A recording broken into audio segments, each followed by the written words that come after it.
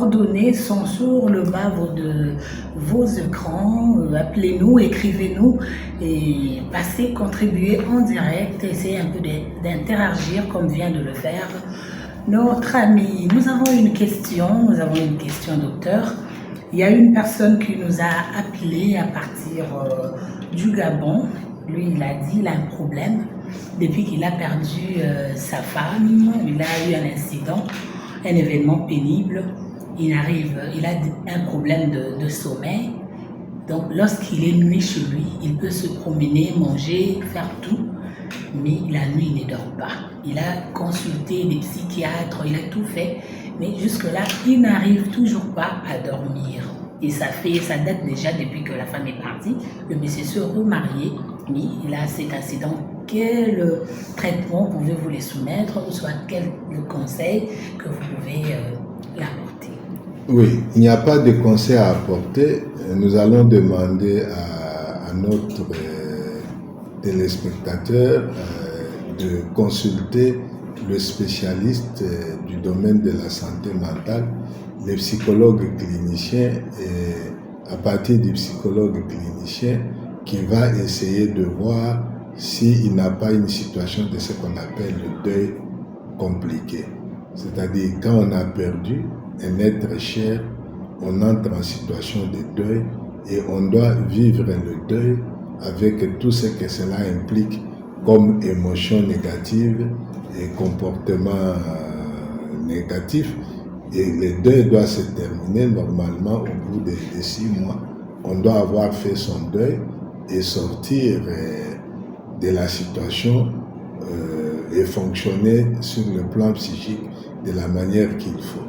Donc, son deuil peut être un deuil compliqué, et dans les complications du deuil, il y a des gens qui tombent dans la dépression. On doit voir s'il n'est pas déprimé. À part la dépression, vous avez... La dépression, c'est en fait la perte de pression.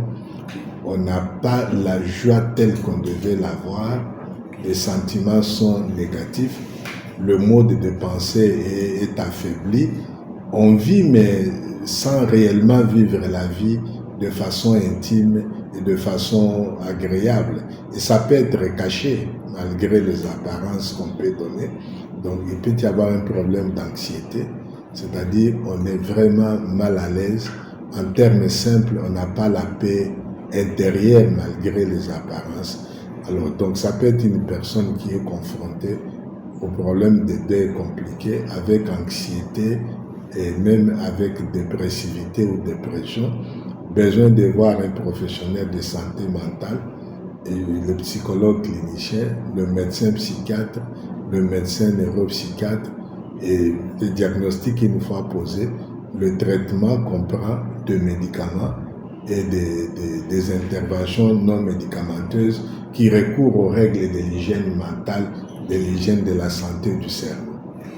Merci, je pense que vous êtes servi là où vous êtes, vous avez eu votre réponse. Nous continuons toujours sur le même sujet. Et, docteur, tout à l'heure, nous avons parlé de l'Est de la République démocratique du Congo. J'aimerais que nous puissions encore parler toujours dans cet angle-là, nous restons là.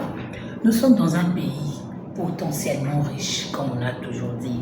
Nous avons tous les sous-sols bénis, le terre arable. Nous avons tout ce qu'il faut pour que nous puissions avoir un développement. Mais on ne comprend pas pourquoi nous sommes là où nous sommes. Nous sommes en train de stagner. Est-ce que cela ne peut pas avoir une cause, ne peut pas affecter sur le plan mental? Oui, le développement est d'origine mentale. Tout ce que nous faisons dans la vie pour nous développer, c'est grâce au cerveau. Là, il y a lieu de se poser la question de savoir si nos cerveaux ne fonctionnent pas de façon insuffisante. Et pourquoi nos cerveaux fonctionneraient-ils de façon insuffisante? En interrogeant l'histoire de notre pays, nous allons nous rendre compte de l'histoire traumatique du pays, caractérisée par des événements pénibles, des événements traumatiques, Et le modèle actuel, c'est le modèle de l'Est de la République démocratique du Congo. Et comme l'indique le donné scientifique, les événements pénibles ou les événements traumatiques modifient la structure et le fonctionnement du cerveau. Et quand la structure et le fonctionnement du cerveau est modifié, dans une situation pénible, il y a ce qu'on appelle la régression dans le fonctionnement du cerveau sur le plan psychique et sur le plan social. Donc, et il y a un phénomène qui a été déjà décrit, c'est-à-dire le fonctionnement du cerveau n'est plus optimal. Le fonctionnement intellectuel est diminué parce qu'on est émotionnellement très sensible. Et les émotions nous consomment beaucoup d'énergie et les idées ne sont pas les idées de développement.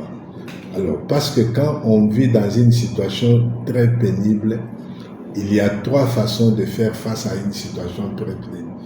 On devient asocial, négligent, et on a déjà vu des gens qui sont devenus négligents après avoir dans des situations difficiles, où on devient antisocial, on devient agressif et drôlement agressif, mais dans le meilleur cas, on peut devenir plus social parce qu'il y a des gens qui se sont développés, qui ont grandi et qui sont devenus des grands grâce aux événements pénibles qu'ils ont connus. Alors nous, là, avoir notre histoire traumatique et ce qui se passe à l'Est, il y a lieu de se poser la question si l'ensemble des événements pénibles que le pays a connus depuis son existence jusqu'à ce jour n'ont pas eu un impact négatif sur le fonctionnement de nos cerveaux.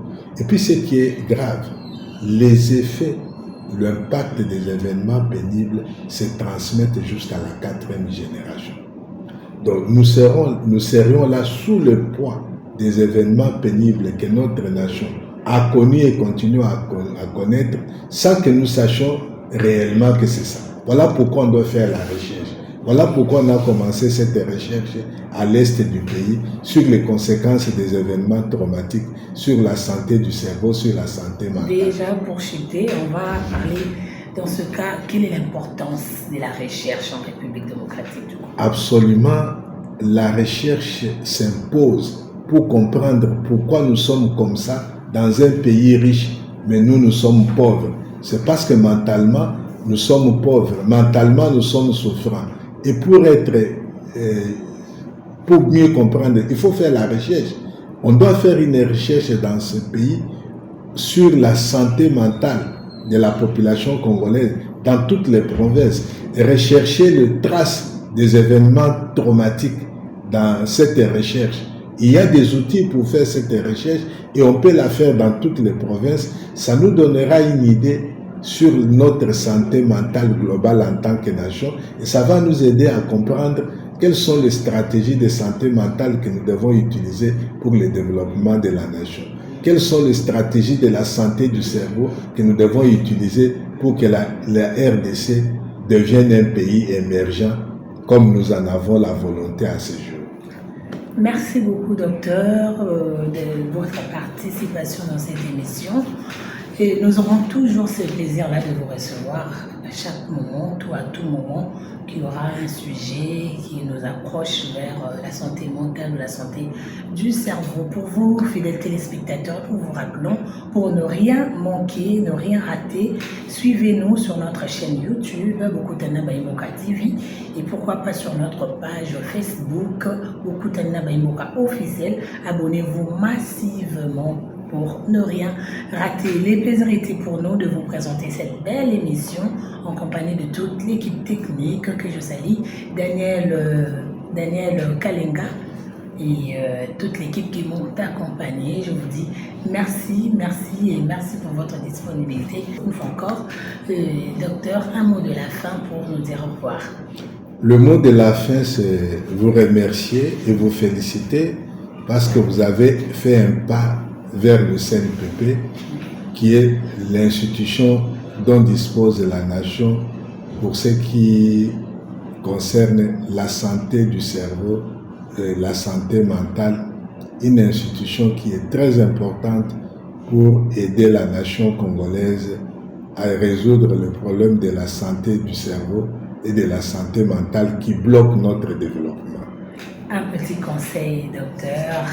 Actuellement, vous êtes médecin et un expert en santé mentale. Dites-nous, quel est ce problème-là qui vous ronge lorsque vous êtes chez vous à la maison? Vous dites, non, à cause de ce problème ici, du cerveau, de la santé mentale, j'arrive pas à dormir. Quel est ce problème-là qui vous préoccupe jusqu'à votre fort intérieur? Vous êtes mal à l'aise, vous manquez même de sommeil. Et vous pouvez prodiguer un conseil qui peut servir à un des téléspectateurs qui nous suivent. Oui, ce qui nous préoccupe, c'est de voir que nous sommes dans un pays où naturellement on a toutes les ressources, mais nous sommes pauvres.